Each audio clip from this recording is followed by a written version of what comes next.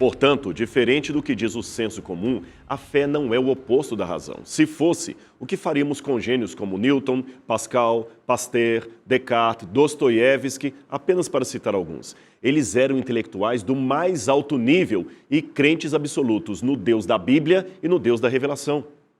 Diferente do que dizem, repito, a fé é racional. Caso contrário, Deus a produziria em nosso estômago, e não em nossa mente. A fé, ou o ato de crer, se vale de sinapses cerebrais iguais àquelas que Deus deu para entender a sua revelação na história. O que ela não pode ser é apenas racional, pois não nega, mas ultrapassa muitas vezes a lógica humana sem deixar de ser razoável. Mas, atenção, a fé pode ter um lado racional. O que ela não é racionalista. Devemos ter cuidado com as consequências práticas desse sufixo ismo, pois, usado indistintamente, ele pode implicar numa absolutização ilegítima de conceitos humanos, como se estes dessem conta de toda a realidade existente.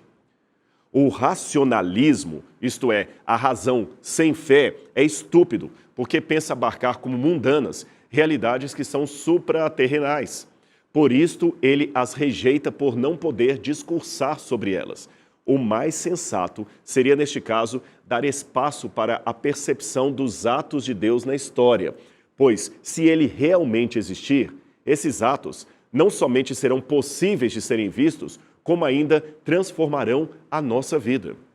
O racionalismo é a razão doente, inchada, intoxicada. Ser racionalista não é o mesmo que ser racional ou razoável, portanto, cuidado nesse sentido. Embora a advertência também deva valer, é claro, para a crença, que é diferente da crendice.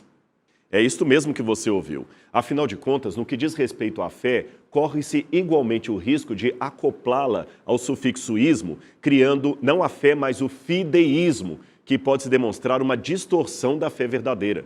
São muitos os que não entendem o papel da fé na experiência religiosa ou racional cristã, incorrendo no erro de torná-la uma crendice.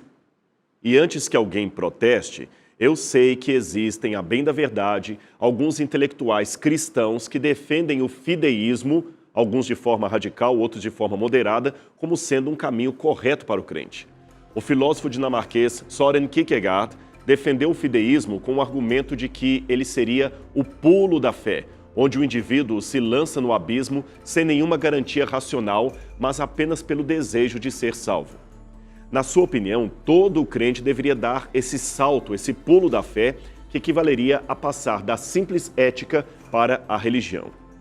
Nesse caso, a minha resposta à posição de Kierkegaard é que sim, precisamos dar o pulo ou o salto da fé. Mas raciocine comigo, para se dar qualquer salto, eu preciso de uma base sólida, segura, e é aqui que entra o meu relacionamento intelectual com as verdades reveladas por Deus. Essas verdades são baseadas em evidências táteis que podem ser testemunhadas por minha razão, por minha mente.